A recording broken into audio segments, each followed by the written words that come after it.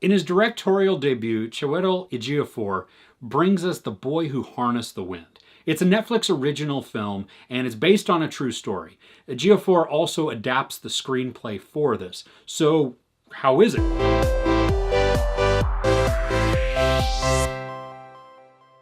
Like I said, it's based on a true story, and it's about William, this boy in this village in Africa, and their land goes through periods of extreme flooding and then extreme drought. And what happens, they're a farming community, and it's really just feast or famine, and truly feast or famine. So when it rains, they get these great crops, and then it just dries out, and they go for months and months and months of no rain, no water, nothing, and their food just depletes.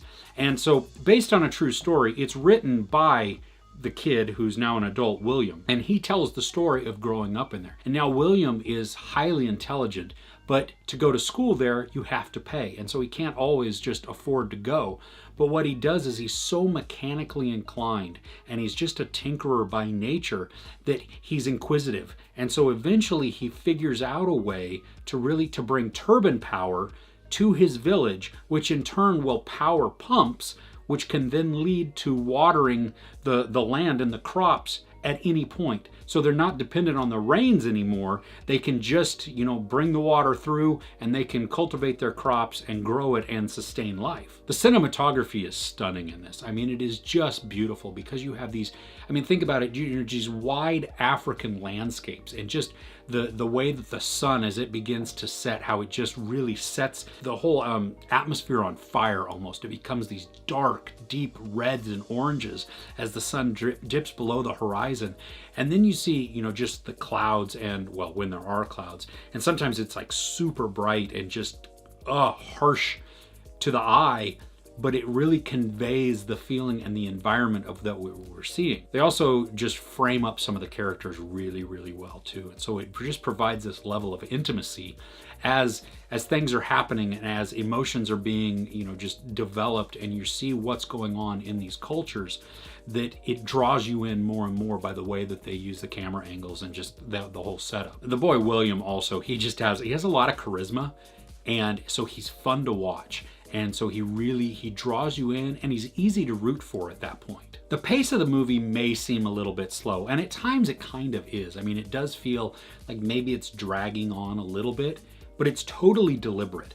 What we're doing is we are going through these chapters of life, and it's just within a season, and some of it's hunger, some of it's rain, some of it's flood, some of it's growth, and you get to see and experience the growth of the family and the transition of the family and the villagers and everything that's going on with them. It's a story of the family and really following William to the point where he finally has the opportunity to build something. There's one very poignant moment where, like I said, William has to pay to attend school.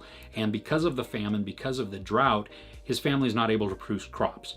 And when that happens, they don't have any money, so they can't pay the school. So he is kicked out of school, or at least prevented from being at school until he pays his fees. And one time he is snuck into the school, and the headmaster catches him and kicks him out. And the headmaster then says to one of the teachers, "I'm tired of him sneaking into school." And this is where that moment comes. The teacher says, maybe he's not sneaking into school, but he's sneaking out of the fields. It was wow. That was a powerful statement, because it truly is. He's trying to make a difference. He's trying to better himself. And I loved that about the film, that amidst all of the heartache and all of the hardship that the family is enduring, and just even the village is enduring, they're still fighting on, and they're still trying to make it better, and they're still trying to figure out a way to just succeed. Everything seems stacked against them, and so it is just this powerful look at this people who are struggling to survive. Ejiofor also stars as William's dad, and he does a great performance in there. You get to see him, and he's not always likable, but you see him as he's struggling to take care of his family.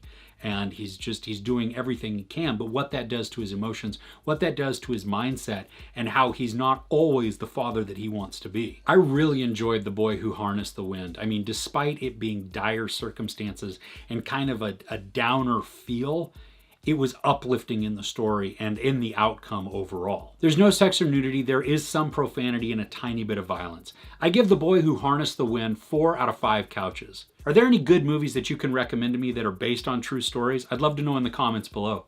If you enjoyed this review, please give it a like. Also, don't forget to share and subscribe. I'm Chris. This is Movies and Munchies. Thanks for couching with me.